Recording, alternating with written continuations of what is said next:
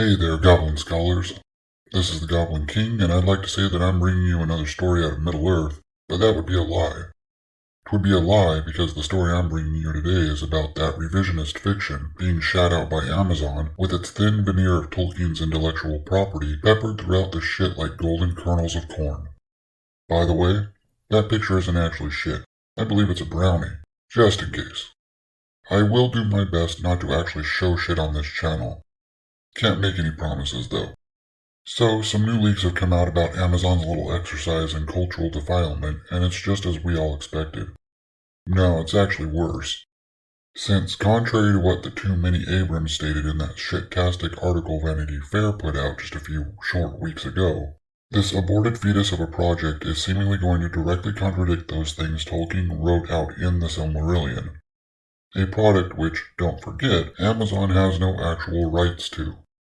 This is also something these two chodes directly said they could not do. Revisionist fiction indeed. This article from Bounding into Comics goes into leaks posted by the Twitter user Fellowship of Fans. Sounds like one of Gary's followers to me. The first bit that it goes into is the leaks about something that I think we all knew was coming already, if only from that Vanity Fair article describing Galadriel as, quote, angry and brash. These leaks seem to reveal a confrontation between Galadriel, the new character Halbrand, and the Númenóreans.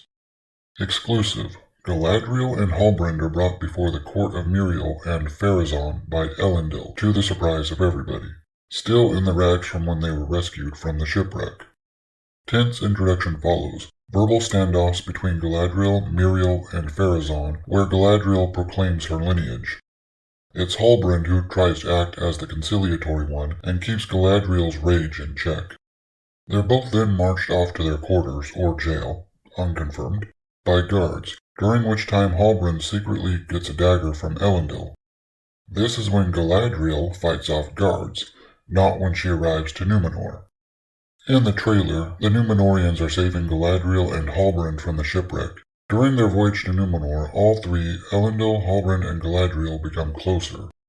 As you can see from these tweets, they illustrate exactly how Galadriel was described in the article, being brash and angry and directly wading into combat situations. This also means that this is a strict departure from the way Tolkien describes Galadriel, especially in the Second Age. The people that run the show want to try to bend and twist Tolkien's descriptions of her to fit their revisionist narrative. One, by saying that Galadriel's name meaning, crowned by golden hair, means that her hair resembled a golden crown when she tied it up to fight. Bullshit, wrong, and outright lies. It simply means her hair is fucking golden. Period. Why would her parents have named her that well before she'd been able to participate in any sort of warrior activities, or even before her hair would have been long enough to need to tie up? That is just utterly fucking stupid. These cultural vandals will do whatever mental gymnastics they can to twist the story to suit their own ends. Evil cannot create, it can only pervert and destroy. The next bit of the article goes into how exactly this Amazon piece of shit seems to be coming into direct conflict with events written out by Tolkien in the Silmarillion. This is something that I stated before, that too many Abrams specifically said they couldn't do. This tweet was leaked by Fellowship fans back in December. This again directly contradicts Tolkien's writings because, in the Silmarillion, Pharazôn forcibly marries his cousin, Miriel, and takes the throne from her, breaking many laws and taboos in the process, in order that he might become the king of Númenor. Tolkien writes, "And it came to pass that Tar Palantir grew weary of grief and died. He had no son, but a daughter only, whom he named Miriel in the Elven tongue. And to her now, by right and the laws of the Númenóreans, came the scepter. But Pharazôn took her to wife against her will, doing evil in this, and evil also in that the laws of Númenor did not permit the marriage, even in the royal house, of those more nearly akin than cousins in the second degree. And when they were wedded, he seized the scepter into his own hand, taking the title of heir Pharazôn, Tar Calion in the Elven tongue, and the name of his queen he changed to Ar-Zimrafel. Also, according to the Silmarillion, Pharazôn was not any sort of advisor to the strong, independent, whammon queen who don't need no man. Nah. He was a warrior in his own right, and had participated and led expeditions across the sea into Middle-earth proper. Tolkien writes in the Silmarillion, "For Pharazôn, son of Gimmelcat, had become a man yet more restless and eager for wealth and power than his father.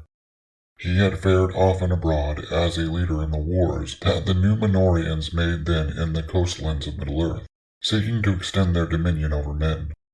And thus he had won great renown as a captain by both land and by sea.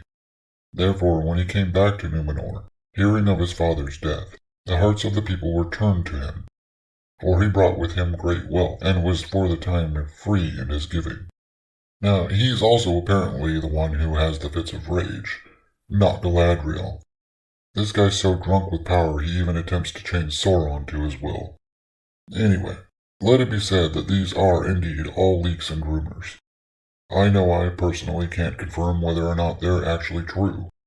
However, much of the stuff about Galadriel seems to fit in with what all these window lickers have already said about her, and I wouldn't put it past them to go even further in twisting and perverting the beautiful world that Tolkien spent much of his life creating.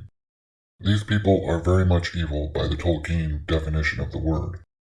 Anyway, I think that's all I've got for you on this one, Goblins. Let me know what you thought in that handy section down below. While you're down there, you too can be part of the Viridian Horde by crushing those like and subscribe buttons. I'll see you all later for the anime review. See you then. Lates.